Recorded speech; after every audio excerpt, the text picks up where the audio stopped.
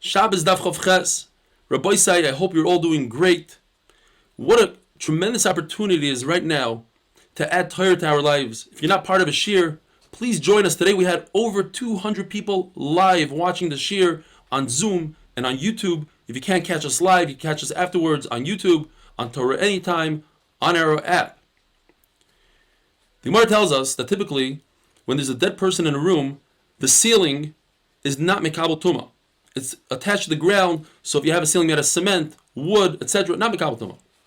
However, if the material is identical to the Mishkan, such as flax, or the hair of a goat, or different type of hides, they are mekabel tumah. The Gemara learns that out from Gersh Benmo. That's only the material, but it doesn't have to be done exactly like the Mishkan.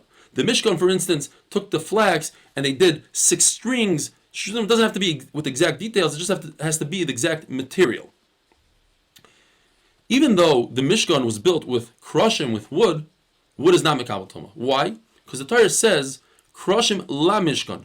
The wood is for the Mishkan. In other words, it's not the essence of the Mishkan, it's just for the Mishkan. The essence of the Mishkan are the yeriyos, are the layers on top of the Mishkan. The 3 to 4 layers, depending on who you hold like, and each one is mekabel tumah because there's a hekesh one to the other.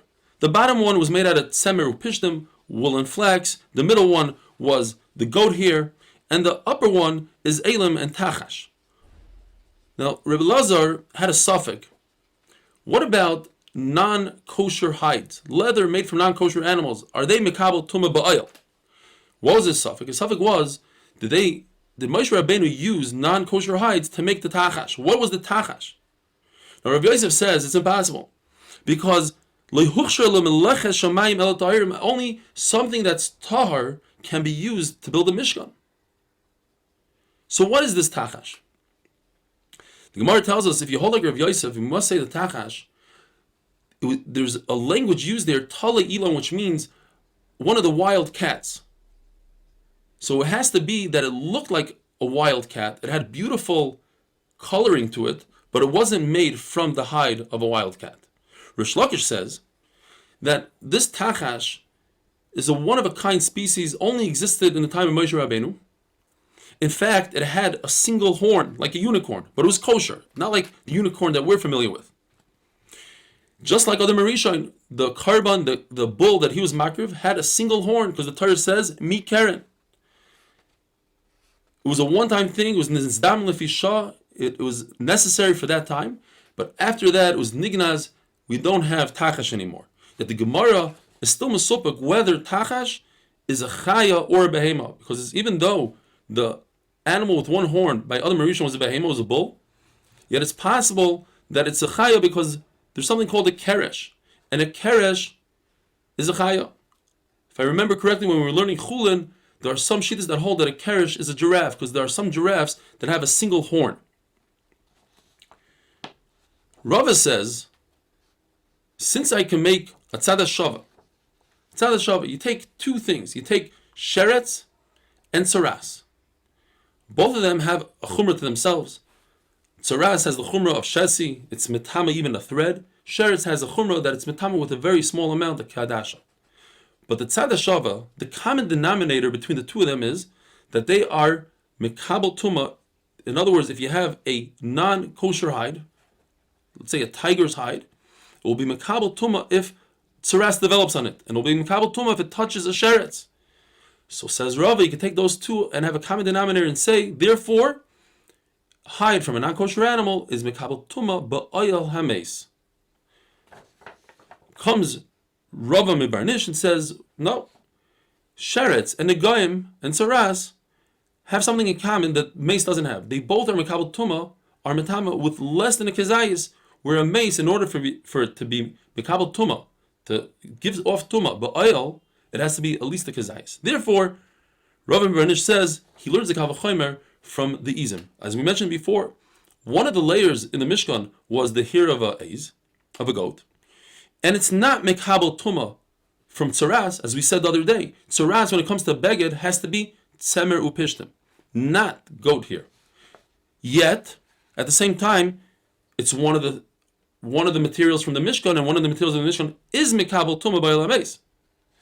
So the hide of an animal that's tamei, which is mekabel tuma from tzaras, that's in the Torah, or it's mekabel tuma from tzaras, certainly it should be mekabel tuma ba'oil hameis. So now we have to understand Rav Yosef's statement from before. He says when it comes to Melech Shamayim, it has to be from a kosher animal. What is he coming to add? So the Gemara is coming to add that the ritzuos of tefillin must be made from a kosher animal. Yes, Halacha Moshe Messina says the ritzuos have to be black, but the Halacha Moshe Messina doesn't tell us from what material. That's where Rav Yosef is coming to Mechadish.